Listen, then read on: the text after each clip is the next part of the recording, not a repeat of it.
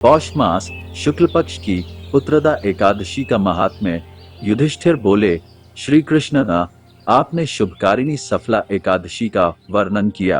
अब कृपा करके शुक्ल पक्ष की एकादशी का महत्व बतलाइए।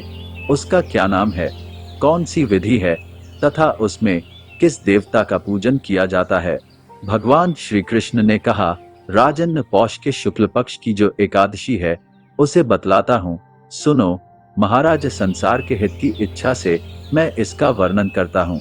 राजन, पूर्वोक्त विधि से ही यत्न पूर्वक इसका व्रत करना चाहिए। इसका नाम पुत्रदा एकादशी है।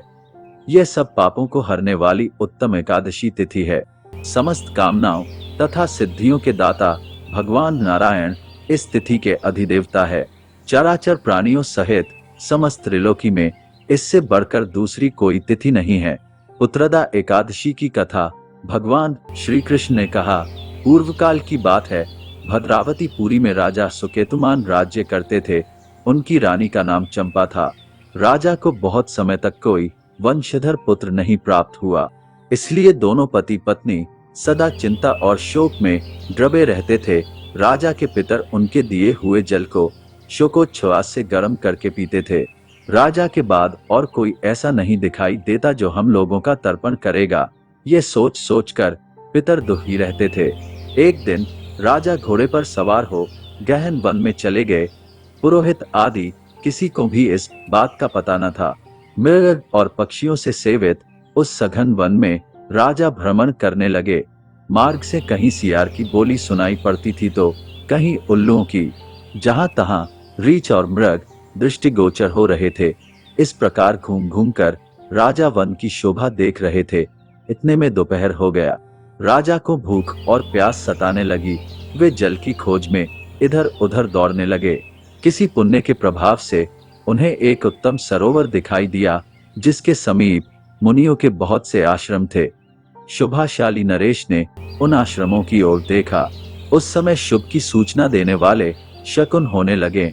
राजा का दाहिना नेत्र और दाहिना हाथ फड़कने लगा, जो उत्तम फल की सूचना दे रहा था। सरोवर के तट पर बहुत से मुनि वेद पाठ कर रहे थे। उन्हें देखकर राजा को बड़ा हर्ष हुआ। वे घोड़े से उतरकर मुनियों के सामने खड़े हो गए और पृथक पृथक उन सब की वंदना करने लगे। ये मुनि उत्तम व्रत का पालन करने वाले थे।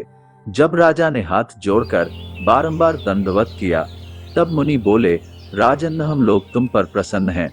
राजा बोले, आप लोग कौन हैं? आपके नाम क्या हैं? तथा आप लोग किस लिए यहाँ एकत्रित हुए हैं? ये सब सच सच बताइए। मुनि बोले, राजन, हम लोग विश्वदेव हैं। यहाँ स्नान के लिए आए हैं। माघ निकट आया है। आज से 5वें दिन माघ का स्नान आरंभ हो जाएगा। आज ही पुत्रदा नाम की एकादशी है, जो व्रत करने वाले मनुष्यों को पुत्र देती है। राजा ने कहा, विश्वदेवगण, यदि आप लोग प्रसन्न हैं तो मुझे पुत्र दीजिए। मुनि बोले, राजन, आज के ही दिन पुत्रदा नाम की एकादशी है। इसका व्रत बहुत विख्यात है। तुम आज इस उत्तम व्रत का पालन करो। महाराज, भगवान केशव के प्रसाद से तुम्हें अवश्य पुत्र प्राप्त होगा। भगवान श्री कृष्ण कहते हैं, युधिष्ठिर। इस प्रकार उन मुनियों के कहने से राजा ने उत्तम व्रत का पालन किया। महर्षियों के उपदेश के अनुसार विधिपूर्वक पुत्रदा एकादशी का अनुष्ठान किया। फिर द्वादशी को पारण करके मुनियों के चरणों में बारंबार मस्तक झुकाकर राजा अपने घर आए।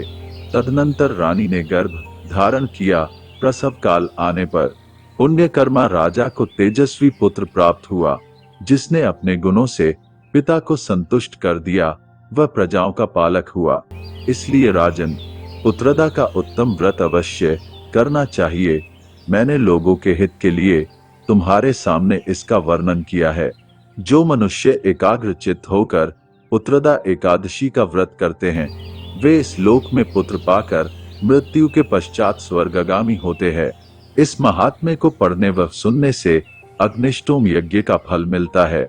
स्रोत: श्रीमद् पद्म पुराण, उत्तरखंड, पौष मास की 16 और पुत्रदा एकादशी का महात्म्य। दंडवत आभार। श्री गीता प्रेस, गोरखपुर। संक्षिप्त श्रीमद् पद्म पुराण पेज नंबर 649।